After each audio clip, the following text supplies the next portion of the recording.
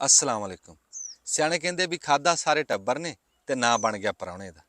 साडे इत्थे बंदे ना जदों करजा लैण जांदे आ उदों दसदे कुछ आ, फिर जदों लभ जांदा फिर करदे कुछ आ। सियाणे कहंदे भी करजा लो बहुती मजबूरी च भी तुहाडा कोई कारोबार बह गया या कोई मरीज। इत्थे तां बंदे लैके अडा दिंदे आ कोठियां ते कारां दे उत्ते, फिर बैठे हुंदे मूँह लटका के।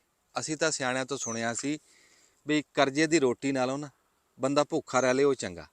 पर ਇੱਥੇ ਇੱਥੇ ਬੰਦੇ ਕਰਜ਼ਾ ਲੈ ਕੇ ਪੁੱਤ ਵਿਆਹੁੰਦੇ, ਹਜ਼ਾਰ ਹਜ਼ਾਰ ਬੰਦੇ ਦਾ ਵਲੀਮਾ ਕਰਕੇ ਵੰਨ ਪਵੰਨੀਆਂ ਡਿਸ਼ਾਂ, ਫਿਰ ਇਕੱਲੇ ਇਕੱਲੇ ਨੂੰ ਪੁੱਛਦੇ ਹੁੰਦੇ ਵੀ ਰੋਟੀ ਕੈਸੀ।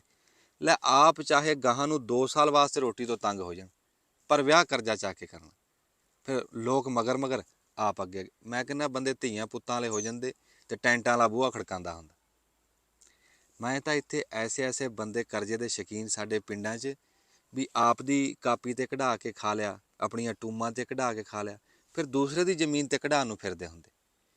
ਐਸੇ ਐਸੇ ਬੰਦੇ ਵੀ ਆ ਵੀ ਕਰਜ਼ਾ ਤਾਰਨ ਵਾਸਤੇ ਕਰਜ਼ਾ ਕਢਾਉਣ ਨੂੰ ਫਿਰਦੇ। ਸਿਆਣੇ ਕਹਿੰਦੇ ਆ ਵੀ ਕਰਜ਼ਾ ਕੋਈ ਬੰਦਾ ਲਵੇ ਚਾਹੇ ਕੋਈ ਮੁਲਕ ਲਵੇ, ਇਹ ਮਾੜਾ। ਸਾਡਾ 76 ਸਾਲ ਤੋਂ ਇੱਦਾਂ ਹੀ ਆ ਬਈ ਲੈ ਲਿਆ ਤੇ ਖਾ ਲਿਆ। ਸਿਆਣੇ ਕਹਿੰਦੇ ਵੀ ਕਰਜ਼ਈ ਬੰਦੇ ਨੂੰ ਕਦੀ ਸਕੂਨ ਨਹੀਂ ਲੱਭ ਸਕਦਾ। ਕਰਜ਼ਾ ਨਾ ਹੀ ਬੇਸਕੂਨੀ ਦਾ, ਤੁਸੀਂ ਉਹਨੂੰ ਚਾਹੇ ਜਿੰਨੀ ਮਰਜ਼ੀ ਰੌਣਕ 'ਚ ਛੱਡ ਦਿਓ, ਉਹਦੇ ਅੰਦਰ ਸਕੂਨ ਨਹੀਂ ਬਣਨ ਲੱਗਿਆ। ਉਹ ਬਲਕਿ ਦੂਸਰਿਆਂ ਨੂੰ ਗਿਲਾ ਦਊਗਾ ਵੀ ਮੇਰਾ ਸਾਥ ਤੇਰਾ ਸਾਥ ਖੇ ਕਰਨ, ਤੂੰ ਲੈ ਕੇ ਖਾਦਾ ਨਹੀਂ। ਉਹ ਜਿੱਦਾਂ ਨਾ ਕਿਸੇ ਬੰਦੇ ਨੂੰ ਡਾਕਟਰ ਨੇ ਜਵਾਬ ਦੇ ਦਿੱਤਾ ਵੀ ਤੇਰੇ ਕੋਲ 12 ਘੰਟਿਆਂ ਤੂੰ ਮਰ ਜਾਣਾ। ਉਹ ਘਰੇ ਆਇਆ ਸ਼ਾਮ ਨੂੰ ਤੇ ਉਹ ਸਿਰ ਸਿੱਟ ਕੇ ਬੈਠਾ ਪਰੇਸ਼ਾਨੀ 'ਚ। ਉਹਦੀ ਘਰ ਦੀ ਕਹਿੰਦੀ ਵੀ ਕੀ ਗੱਲ ਮੂੰਹ ਲਟਕਾਇਆ। ਉਹ ਕਹਿੰਦਾ ਵੀ ਮੈਂ ਡਾਕਟਰ ਕੋਲ ਗਿਆ ਤੇ ਉਹਨੇ ਕਿਹਾ ਵੀ ਤੇਰੇ ਕੋਲ 12 ਘੰਟੇ ਆ, ਤੂੰ ਮਰ ਜਾਣਾ।